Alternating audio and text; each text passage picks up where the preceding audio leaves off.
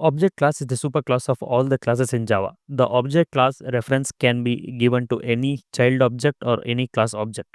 Every class in the Java system is a descendant of the object class, so either directly or indirectly. So every class you create in Java automatically extends object if no other superclass is specified. Here is a simple example. I have created a class called animal.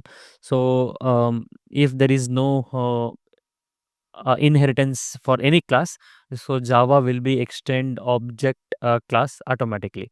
So no need to inherit it. And this is the package like object.lang.Object. So again, no need to import it. Like it's automatically available. So why is object class is important? Like we have common set of methods that all Java objects can use, like toString, equals, hashCode, get class, clone, finalize methods, and these are the thread related methods like wait, notify all.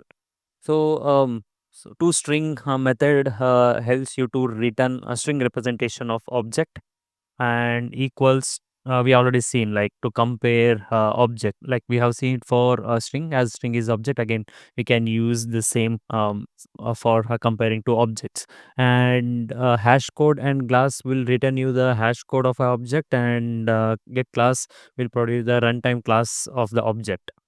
Clone will help you to create and return a copy of object. And last, like finalize called before object is garbage collected. So here are the useful method examples. So here's a class called car with a field model with a name Tesla. So I have overridden to string method. So whenever object is created and this method is called, car model is Tesla will be printed. So if you don't override, like let's say if I have not overridden this, then output will be like this, means car, that is class name, whatever the class name you have created, and the hash code. And equals method will help you to compare two objects. So here I have two object like a string 1 and string 2.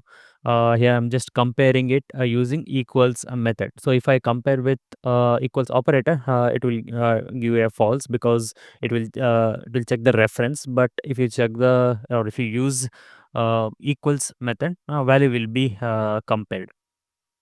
Then hash code, to get the hash code of a object, you can use hash code method used in like most often used in the collections like hash map and all.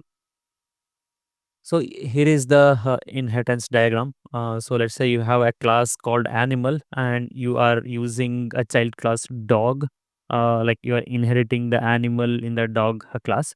So animal class will inherit object. So this is the flow actually. So all class inherit from object, even it if many levels are down. Like let's say you have other classes here, a child class, but um, a root level object will be inherited. So imagine you are building a system to manage employees in a company. So you might have a class structure like this. So as I shown here, here I have object and parent class and child class. The same way, like I have a parent class called a person. Then I have two child class, that is employee and manager. So person class will inherit object class, and employee and manager class will inherit person class.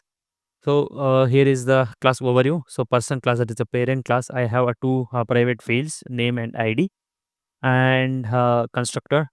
I have overridden two string equals and hash code methods. So toString will print you the object representation with a name and ID. Then equals just to compare the object using ID. So here I have two methods. One is manager and another one is employee. So both extends person. Again, manager extends employee. So it's a flow here, like manager extends employee because manager is also an employee. And so as I extend employee, I'll get person class methods, as well as fields and methods, and as well as employee features as well.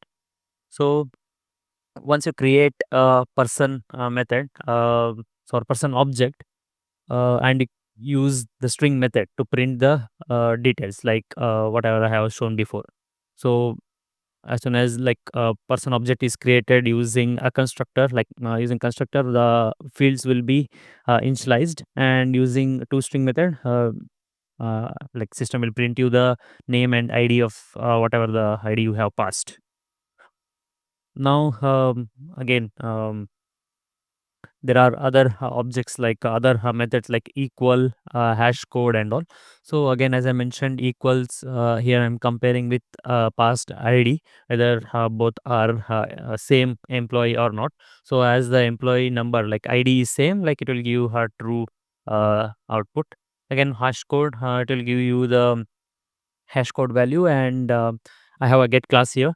So useful in, as I mentioned, useful in the some of the frameworks like Spring, Hibernate, for type resolutions, to check out what is the class you are using.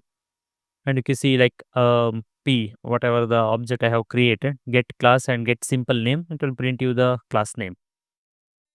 So this is how object is used in Java. So basically, it's a super class, and it's a root of Java class hierarchy, and all like it is inherited by all classes in Java.